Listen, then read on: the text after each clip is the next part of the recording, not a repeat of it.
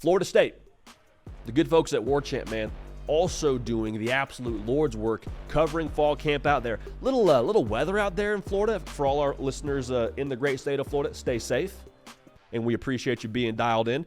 Mike Norvell is bringing the juice.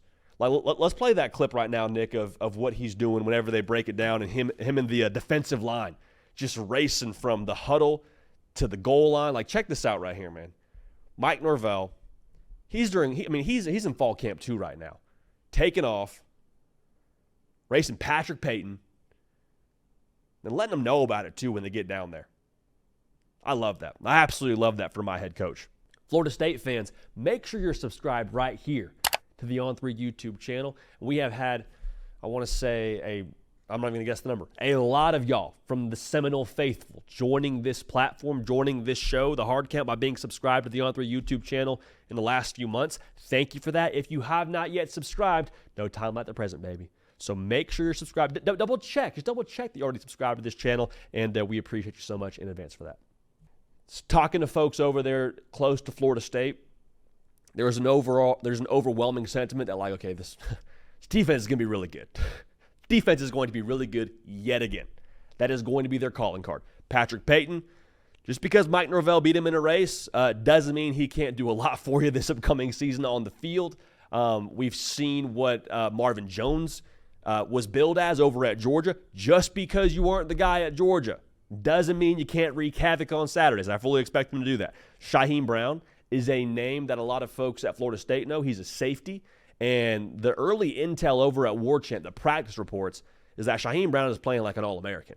He is all over the place. He is not thinking when he's playing. That's a good sign. If you're talking about a guy going into another year in the system, he's going to be a heat-seeking missile for them on the back end out there. That's massive. That's encouraging if you are trying to track Florida State and their success this coming season. A lot of good offenses for Florida State this year. You're going to need your guys like Shaheem Brown to step up big when you play Miami, when you play Clemson. If they're going to get more explosive, you got to be able to match them. With that defense being as good as they are and having that personnel at a top-tier level, again, the folks in Tallahassee think this is the most talented, deepest team Mike Norvell has had out there.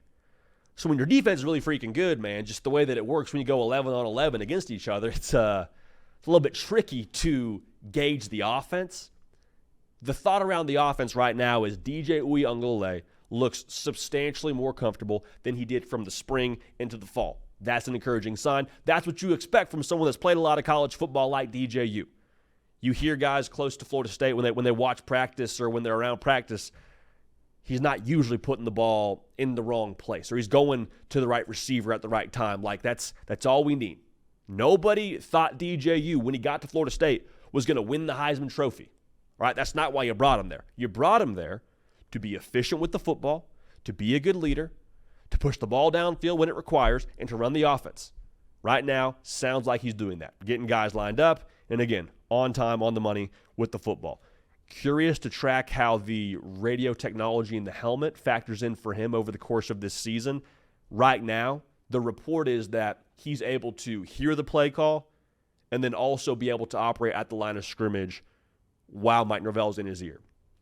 It's not a situation where he can't multitask. Okay, I got to hear this, got to get the play call. Wait, what formation is that? Okay, wait, hang on, let me hear this, stop talking to me. That's not the situation. He's conversational right now, it sounds like, in this offense.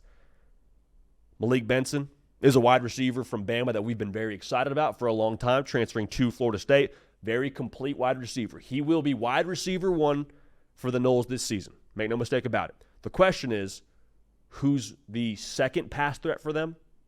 Right now, it sounds like it's Kyle Morlock, the tight end, who's all of 10'4". Good for Kyle Morlock. Going to be a guy that steps up big for them this year, I have to believe. The young pass catchers, though, are the guys that are kind of turning the heads right now during fall camp. You got Elijah Moore, young buck from Maryland, played at Lady of Good Counsel, which is a big-time high school power in the state of Maryland. Cam Fryer, also turning heads. Amari Williams is a guy who was, out of high school at least, billed as a 4-star edge defender. He's a big body that you would like to see come off the edge and attack the quarterback. He's playing tight end right now at Florida State. On the roster, they have him listed as both tight end and edge defender. Right now, he's what they're saying is he's tearing it up. Like, he is so smooth, so athletic, looks very natural at tight end. I don't know what percentage of those guys are going to be, big contributors for you this time next year, or this year rather, but bottom line is you got some juice with those young bucks right now on the roster in Tallahassee. Florida State, from what I can tell, is like going to be exactly what we thought they would be going into the season. Like, you lose Jordan Travis, you lose all that talent on the perimeter from a Keon Coleman to a Johnny Wilson, and it's like they're going to be tough defensively. They're going to run the football with the experience on offensive line and the running back room they have. And then DJU, go to the right place with the football, don't turn it over, hit the deep shot when we ask you to. That is Florida State in 2024. And right now, the returns from War Chant, from the folks close to Florida State, is exactly that. So Florida State, man, I think we know what they're going to look like from a formula standpoint. The question mark becomes when it's 3rd and 13, and it's the fourth quarter, and we need to have a big play here to pick up that first down and end the game, or extend the drive to go win the game. Do we have that ability? I think they have ingredients. I think right now they are waiting for that part of their offense to really step up and make itself known, make its presence felt. So that's Florida State for you when it comes to all the intel out there in Tallahassee. Hey y'all, thanks so much for watching. Subscribe to the channel here to make sure you don't miss an episode of The Hard Count. Also be sure to check out other videos on the On3 YouTube channel.